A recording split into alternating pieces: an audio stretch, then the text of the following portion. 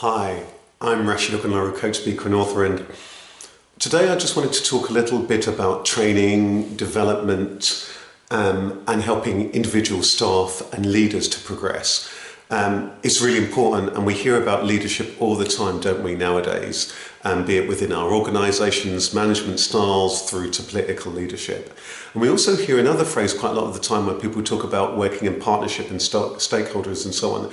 And I just wanted to talk a little bit about this in the training and development context, because it's really interesting that you can go in to do a coaching program, a training program, a staff development program, and actually its success is going to be dependent on a number of things. Of course, it's going to be dependent on the trainer, it's going to be depending on the materials, it's going to be depending on the clarity of the brief, it's going to be depending on a number of things. It's going to depend on the delegates, the engagements, all sorts of things around that to make it most conducive. But I think what I wanted to really home in on, touch on it, is a little bit about the partnership element of that. You know, the bit that often people don't think about, because you can go in there, you can be very clear about who you are, you can be very clear about the kind of training that is needed, and you can be very clear about a number of those things. But it's not just about the work that you're going to be delivering and making sure that you've got the clear brief, you've got the right trainer and so on. But I think one of the things that can make a big difference here is the calibre of the engagement.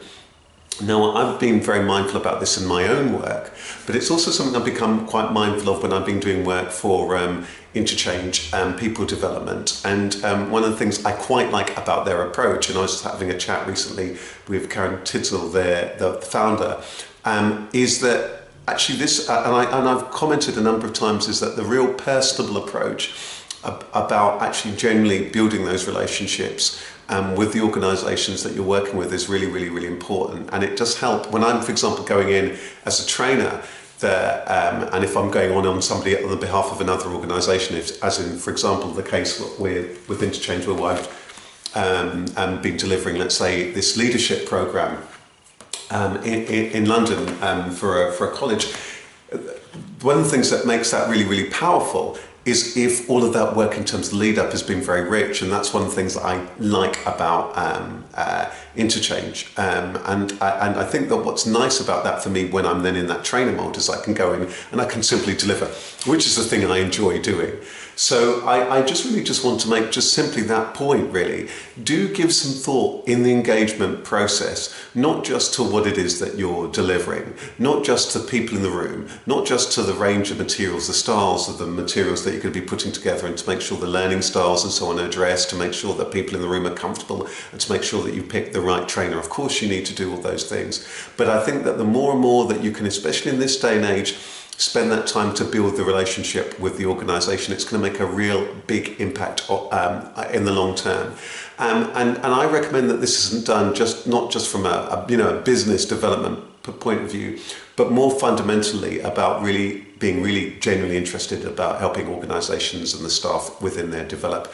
You will notice a qualitative difference that when this is actually done. I notice it in my work when I'm working with a number of organisations. I notice it in the times where I'm called in on behalf of somewhere like InterCHANGE to also deliver a programme where that's really been done. It really does help hugely, and it means that genuinely, that when organisations say that they work in partnership, that these are the training providers that they work with, that means it's really genuine, because of course what that means is that then when the organisation is changing, there might be restructures, there might be changes externally in their working environment. It means that then those organisations can actually have a rich dialogue with you and share with you, this is where we're at, these are the challenges we face, what is it that your thoughts are? And it's really empowering, it's invigorating, it makes the whole process of actually delivering work so much more fun and so much more dynamic.